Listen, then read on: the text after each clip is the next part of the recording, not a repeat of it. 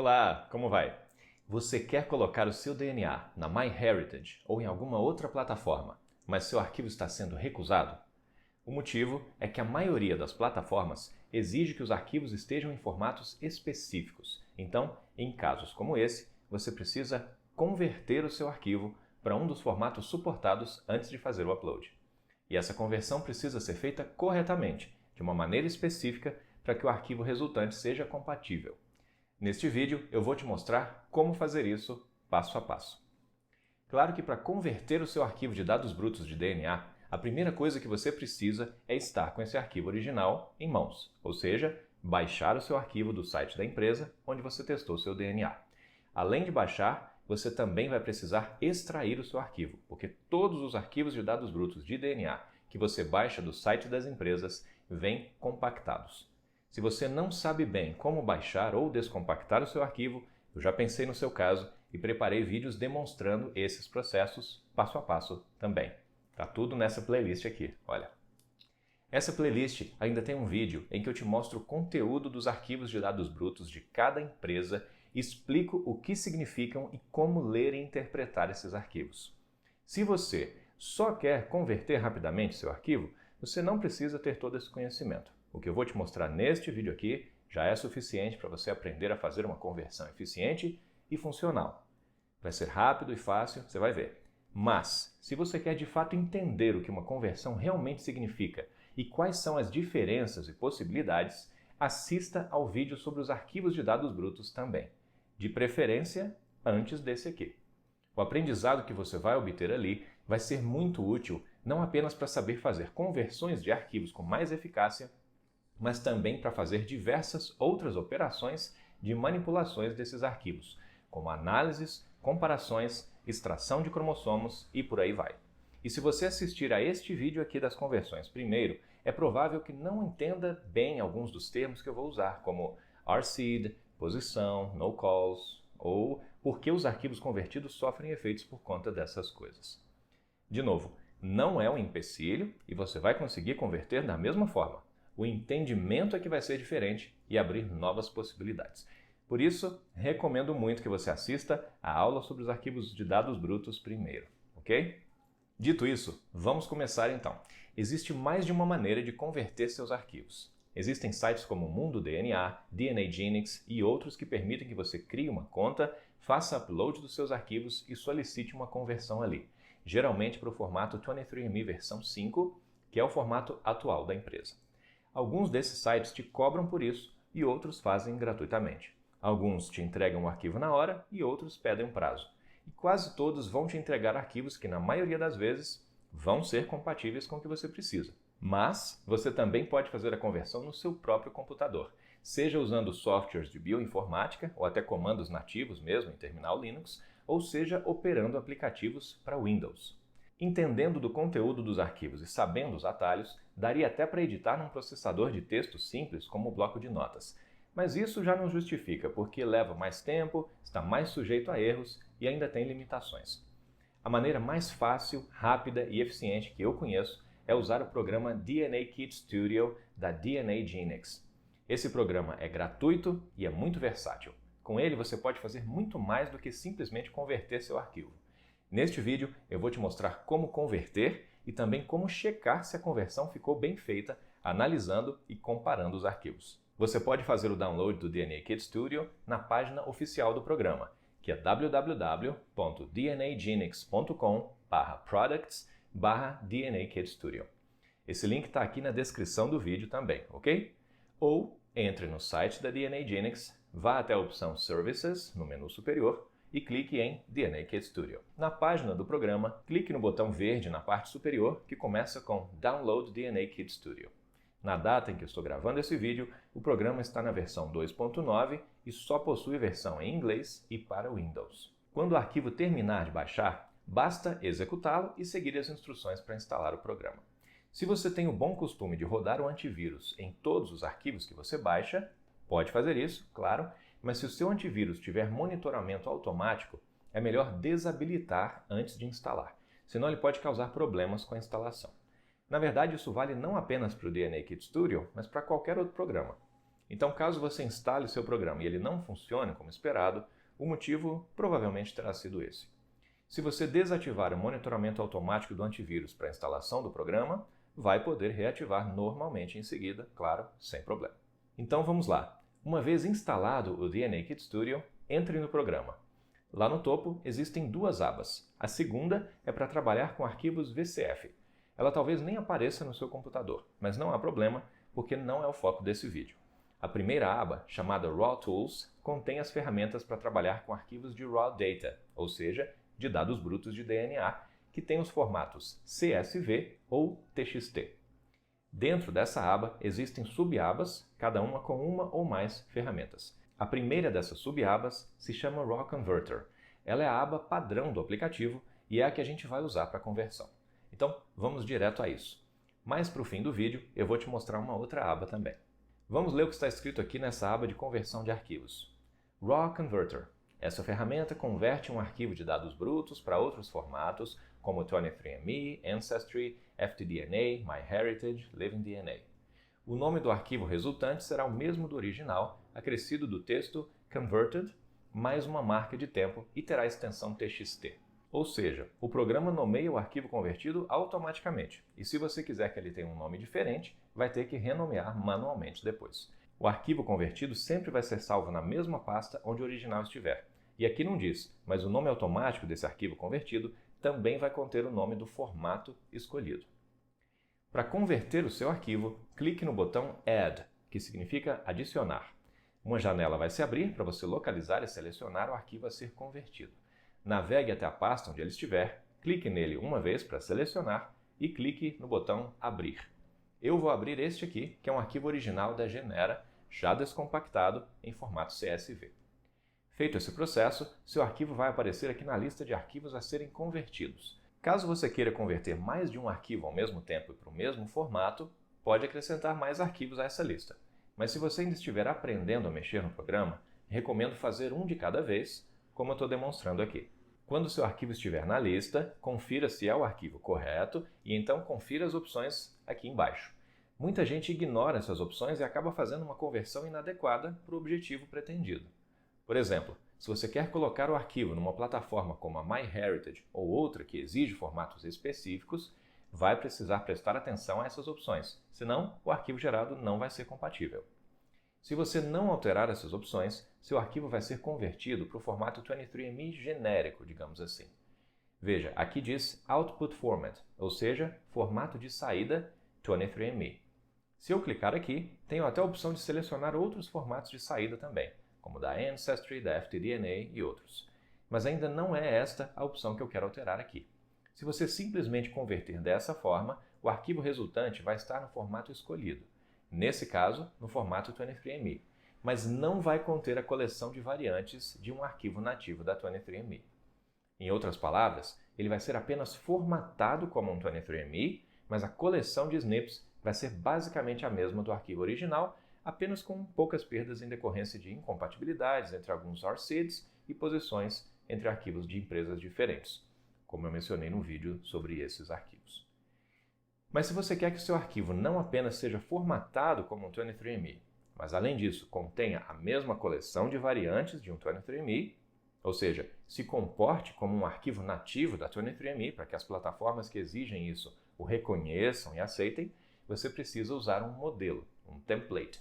Para isso você marca essa caixa de seleção aqui, que diz Use Raw Data Template, e em seguida clica nessa setinha ao lado do espaço em branco para selecionar uma das opções de template. Neste exemplo, nós vamos selecionar o quinto template da lista, que é o da 23andMe versão 5. Veja, Template 23andMe v5.txt. Uma vez selecionado, o template agora aparece aqui na caixinha que antes estava vazia. Ao usar um template, você pode escolher aqui embaixo se quer comparar os arquivos por RSD, por posição ou por ambos. Como existe aquela pequena incompatibilidade de nomenclatura entre empresas diferentes, o arquivo resultante vai ser ligeiramente diferente a depender da opção que você escolher aqui. Mas a menos que você tenha um propósito específico para esse arquivo, eu recomendo que você não altere essa opção. Deixe na opção padrão, que é essa aqui do meio, por posição. Escolhidas as opções aqui, confira se tudo está corretamente selecionado e então clique em Convert, que, como você adivinhou, significa converter. Depois de alguns segundos, o programa vai mostrar uma janelinha dizendo que o processo foi concluído, com um único botão, OK. Aqui ao lado tem o registro das operações. Veja, conversão iniciada, comparando por posição, o arquivo fonte contém tantos mil SNPs, template lido, o template contém tantos outros mil SNPs, o arquivo de destino contém tantos mil SNPs, conversão finalizada. Este log indica que o processo foi feito conforme solicitado. Para localizar o arquivo convertido, vá à pasta onde o arquivo original estava. Ele vai estar ali também. Lembre-se, ele vai ter extensão TXT e o nome será o mesmo do arquivo original, acrescido do nome do formato e de uma marcação de tempo contendo ano, mês, dia, hora, minuto e segundo da conversão. Se você abrir o arquivo convertido, verá que ele vai estar, é claro, no formato escolhido. Obviamente que os dados de genótipo que ele contém são os do arquivo original, mas a coleção de variantes vai ser a do template utilizado, só que com mais no-calls, claro. Só de olhar para o arquivo, você já percebe facilmente a maior quantidade de no-calls. Veja quantos tracinhos ele tem na última coluna em relação aos arquivos que a gente viu antes. De modo geral, os arquivos da Genera, convertidos para o formato 23andMe v5, vão ter pouco mais de 10% de no-calls, o que seria uma taxa elevada para um arquivo nativo, mas é considerada ótima para um arquivo convertido. Se você quiser, renomeie seu arquivo colocando, por exemplo, o nome da pessoa testada.